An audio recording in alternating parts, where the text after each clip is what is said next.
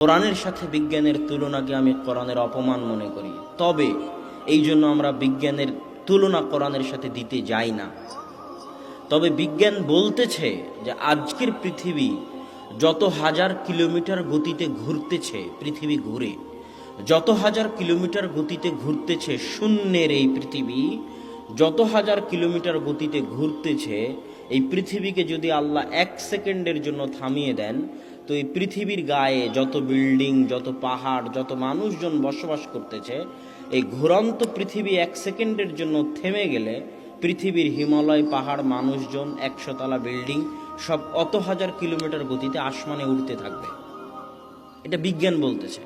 বাকি সূরা কারিআর এই বাস্তবতা কেমন হবে কিয়ামতের মাঠের, তা আল্লাহ সুবহানাহু ওয়া তাআলা ভালো জানেন। ল্যাব তৈরি করার সময়, তোশক তৈরি করার সময় তুলায় যখন লাঠি দিয়ে আঘাত করা হয়, ওই তুলার দানা যেভাবে ছিটকে ওঠে, হিমালয়, পাহাড় সেভাবে আকাশে ছিটকে উঠতে থাকবে। ধনী তো তুলার ন্যায়। আল্লাহ বলছেন কোরআনে যে নিজের সমালোচনা করে আর কে বুদ্ধিমান, ওয়া আমিলা লিমা বাদাল মাউত, মৃত্যুর পরে কি ঘটবে তার জন্য যে প্রস্তুতি গ্রহণ করে সেই বুদ্ধিমান। কিয়ামতের মাঠে মুদ্রা হবে মানুষের নেকি আর মানুষের গুনাহ। কেউ যদি কারো কাছে 5,000 টাকা পেয়ে থাকে, তাহলে কিয়ামতের মাঠে টাকাই গুনে দেওয়ার সুযোগ থাকবে না। কিয়ামতের মাঠে মুদ্রা হবে নেকি আর গুনাহ। হয় 5,000 নেকি গুনে দিতে হবে, অথবা 5,000 গুনাহ নিয়ে নিতে হবে। কিয়ামতের মাঠে একটাই মুদ্রা চলবে, সেই মুদ্রার নাম নেকি আর গুনাহ। ওই ভয়াবহ দিনের কথা বলতে গিয়ে আল্লাহ সুবহানাহু ওয়া তাআলা বলতেছেন, আল কারিআতু মাল কারিআহ ওয়ামা আদরাকা মাল কারিআহ।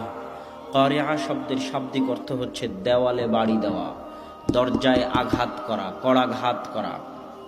যেমন বিভিন্ন জায়গায় বিপদ সংকেতের জন্য হুইসেল বাজানো হয়, ঠিক কারিআ হচ্ছে পৃথিবীর সবচেয়ে বড় বিপদ সংকেত। মহাপ্রলয়, মহাভয়ঙ্কর ঘটনা। সেই মহাপ্রলয় কি তোমরা জানো? সেই মহাভয়ঙ্কর কি তোমরা জানো? সেই মহা বিপদ সংকেত কি তোমরা জানো? ইয়াউমা ইয়াকুনুন নাসু কাল ফারাশিল মাবথুস, যেই দিন মানুষ হবে কীট পতঙ্গের ন্যায়, পোকা মাকড়ের ন্যায়। ওয়া তাকুনুল জিবালু কাল ইহনিল মানফুশ, যেই দিন বিশাল হিমালয় পাহাড় হবে ধ্বনিত তুলার ন্যায়। ল্যাব তৈরি করার সময়, তোশক তৈরি করার সময় তুলায় যখন লাঠি দিয়ে আঘাত করা হয়, ওই তুলার দানা যেভাবে ছিটকে ওঠে, হিমালয়, পাহাড় সেভাবে আকাশে ছিটকে উঠতে থাকবে। ধ্বনিত তুলার ন্যায়। আল্লাহ বলছেন কোরআনে। আমি জানি না, মানুষ জানে না কিয়ামতের মাঠের এই বাস্তবতা কেমনে হবে। তবে বিজ্ঞান বলতেছে, আমরা কোনো সময় কোরআনের সাথে বিজ্ঞানের তুলনা করতে যাই না। তুলনা করাকে কোরআনের অপমান মনে করি আমি নিজে ব্যক্তিগতভাবে। কোথায় কোরআন আর কোথায় বিজ্ঞান? কোরআনের সাথে বিজ্ঞানের তুলনাকে আমি কোরআনের অপমান মনে করি। তবে এই জন্য আমরা বিজ্ঞানের তুলনা কোরআনের সাথে দিতে যাই না। তবে বিজ্ঞান বলতেছে যে আজকের পৃথিবী যত হাজার কিলোমিটার গতিতে ঘুরতেছে, পৃথিবী ঘুরে যত হাজার কিলোমিটার গতিতে ঘুরতেছে, শূন্যের এই পৃথিবী যত হাজার কিলোমিটার গতিতে ঘুরতেছে, এই পৃথিবীকে যদি আল্লাহ 1 সেকেন্ডের জন্য থামিয়ে দেন, তো এই পৃথিবীর গায়ে যত বিল্ডিং, যত পাহাড়, যত মানুষজন বসবাস করতেছে, এই ঘুরন্ত পৃথিবী 1 সেকেন্ডের জন্য থেমে গেলে পৃথিবীর হিমালয়, পাহাড়, মানুষজন, 100 তলা বিল্ডিং সব অত হাজার কিলোমিটার গতিতে আসমানে উঠতে থাকবে। এটা বিজ্ঞান বলতেছে। বাকি সূরা কারিআর এই বাস্তবতা কেমন হবে কিয়ামতের মাঠের, তা আল্লাহ সুবহানাহু ওয়া তাআলা ভালো জানেন। এটা বলে আমি যেটা বুঝাতে চাইলাম, আমি আপনি দুনিয়াতে কি করতেছি, কিসের জন্য পৃথিবীতে এসেছি, আমাদের আসলে কি করা উচিত ছিল, কিয়ামতের মাঠে আমাদের জন্য কি কাজে দিবে, সেটা কি আমরা কোনো সময় ভেবে দেখেছি? একটা যুবক যখন তাকে বলা হয় যে তুমি যদি দাড়ি না কাটো তাহলে তোমার চাকরি কেড়ে নেওয়া হবে, এরকম ঘটনা আছে না নাই? তো যুবক যদি বলে যে না আমি চাকরি ছেড়ে দিলাম তবুও দাড়ি কাটবো না, তখন সমাজের মানুষ বলে আরে দেখো কত পাগল, 1 লক্ষ টাকার, 50,000 টাকার চাকরি ছেড়ে দিল দাড়ির জন্য, এর মতো বোকা কেউ আছে? এটা মানুষ বলে না? বলে না? বলে। আসলে বোকা কে? আসলে পাগলকে, আসলে মূর্খকে? আল্লাহ সুবহানাহু ওয়া তাআলা কোরআনে বলছেন, ইন্নামা ইয়াখশাল্লাহ মিন ইবাদিহিল উলামা।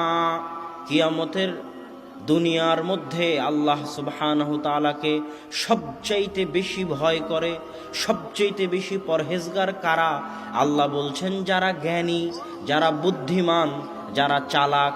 যারা জ্ঞানী, যারা বুদ্ধিমান, যারা চালাক, তারাই আল্লাহকে সবচেয়ে বেশি ভয় করে। আরবিতে একটা কথা আছে, আল কাইয়িসু মান দানা নাফসাহ ওয়া আমিলা লিমা বা'দাল মাউত। বুদ্ধিমান সেই যে নিজের সমালোচনা করে, পাগল অন্যের সমালোচনা করে। আর বুদ্ধিমান রাতে ঘুমানোর আগে ভাবে, আজকে সারাদিনে আমি কি কি খারাপ কাজ করেছি, কি কি ভুল কাজ করেছি, নিজেই নিজের সমালোচনা করে। এটাকে বাংলায় বলা হয় আত্মসমালোচনা। তো আরবিতে একটা প্রবাদ আছে, বুদ্ধিমান সেই যে নিজের সমালোচনা করে। আর কে বুদ্ধিমান? ওয়া আমিলা লিমা বা'দাল মাউত, মৃত্যুর পরে কি ঘটবে তার জন্য যে প্রস্তুতি গ্রহণ করে, সেই বুদ্ধিমান। রাসূল সাল্লাল্লাহু আলাইহি ওয়াসাল্লাম যখন পৃথিবীতে আসেন, তখন পৃথিবী ছিল জাহিলিয়াত। জাহিলিয়াত মানে অন্ধকার, জাহিলিয়াত মানে মূর্খতা। জাহিলিয়াত শব্দটা জাহাল থেকে এসেছে। আপনি বলেন অমুক জাহেল মানে অমুক মূর্খ, তো জাহিলিয়াত মানে মূর্খতা। জাহিলিয়াত মানে মূর্খতার অন্ধকার। সেই মূর্খতার অন্ধকারকে দূর করতে আল্লাহ রাসূল ইসলামের আলো নিয়ে এসেছিলেন। মানে ইসলাম হচ্ছে জ্ঞান বা জ্ঞানের আলো। ইসলামের বিপরীত প্রত্যেক কাজই হচ্ছে মূর্খতা। যারা চালাক, যারা বুদ্ধিমান, যারা জ্ঞানী, তারা ইসলামকে মানবে। আর যাদের জ্ঞান নাই, যাদের বুদ্ধি নাই, তারা ইসলামকে অমান্য করে চলবে। আমি আপনাকে একটা প্রমাণ দেখাই নির্বুদ্ধিতার, মূর্খতার।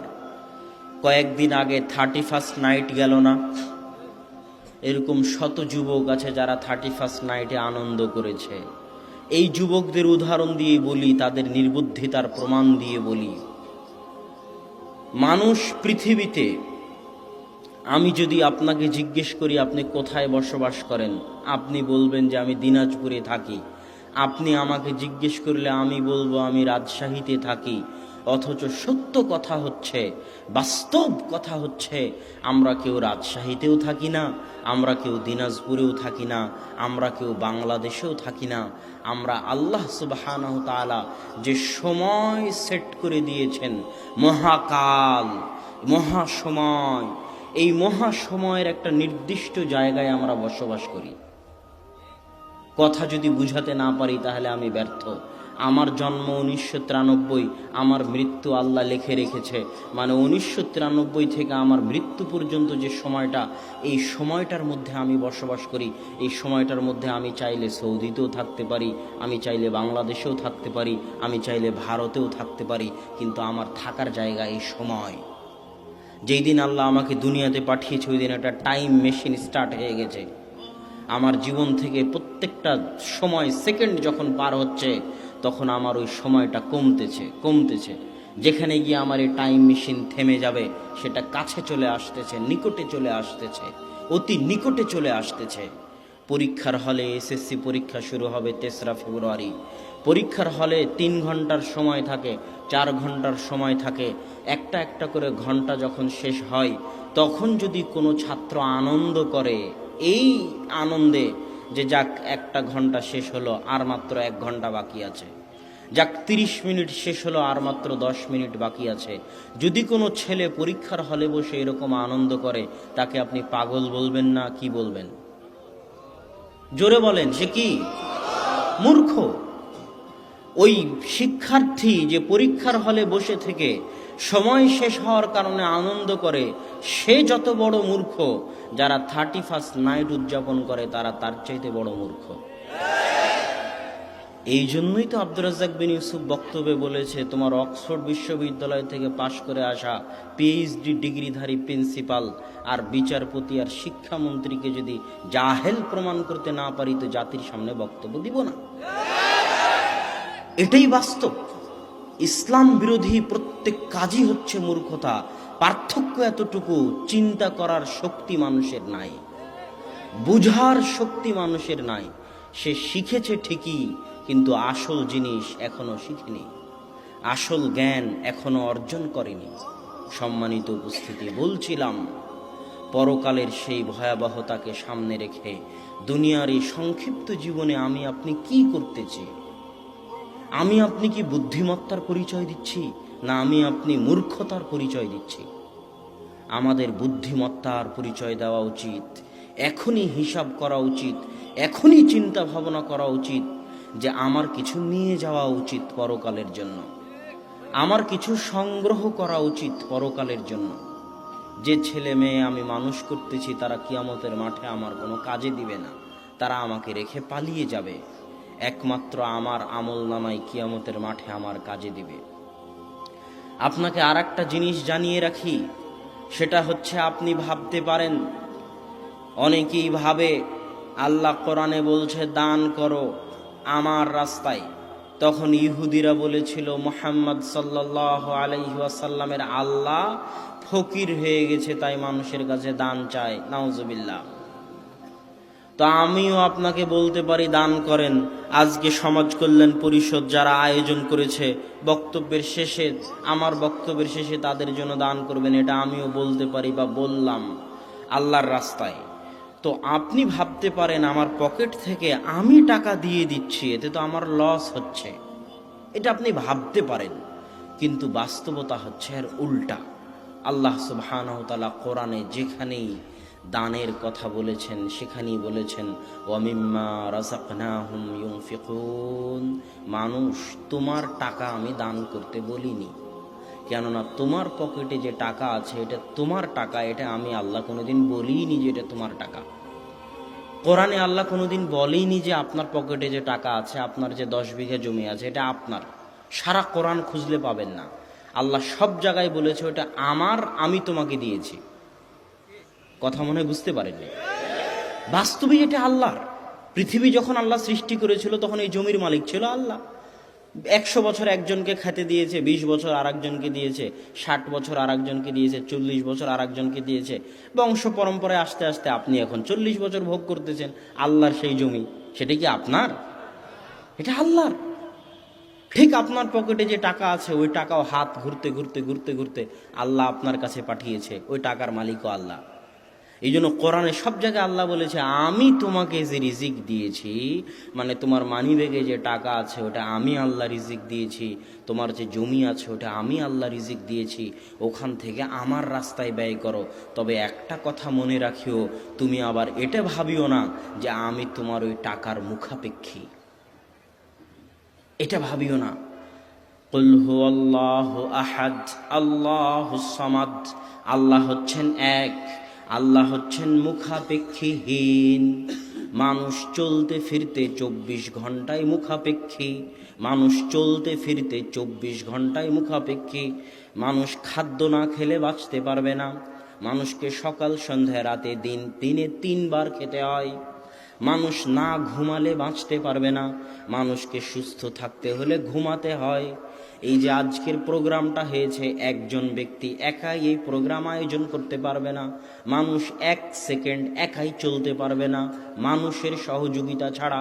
মানুষ প্রত্যেক ধাপে ধাপে মুখাপেক্ষী, মানুষ প্রত্যেক ধাপে ধাপে মুখাপেক্ষী। আর আল্লাহ হচ্ছেন আল্লাহুস সামাদ। আল্লাহ না খাদ্যের মুখাপেক্ষী, আল্লাহ না ঘুমের মুখাপেক্ষী, আল্লাহ না বিশ্রামের মুখাপেক্ষী, আল্লাহ না কারো টাকা পয়সার মুখাপেক্ষী। বলতে বলতে এটাও বলি, আল্লাহ কারো ইবাদতেরও মুখাপেক্ষী নন। দলিল, এই একটা হাদিসই যদি মানুষ আমল করে, যে হাদিস এখন আমি আপনাদের সামনে দলিল হিসেবে পেশ করব, যথেষ্ট, বক্তব্য দেওয়ার প্রয়োজন নাই। এই একটা হাদিসই যদি আপনাদেরকে এখানে জমা করে একটা হাদিসই শোনানো হয়, তো এই একটা হাদিসে আপনার জীবনের পাথেওর জন্য যথেষ্ট। রাসূল সাল্লাল্লাহু আলাইহি ওয়াসাল্লাম বলতেছেন, আল্লাহ বলেছেন হাদিসে কুদসি, ইয়া ইবাদি ইন্নাকুম লান তাবলুগু যররি। হে আমার বান্দারা, তোমরা যদি আমার ক্ষতি করতে চাও, আমার কোনো ক্ষতি করতে পারবে না।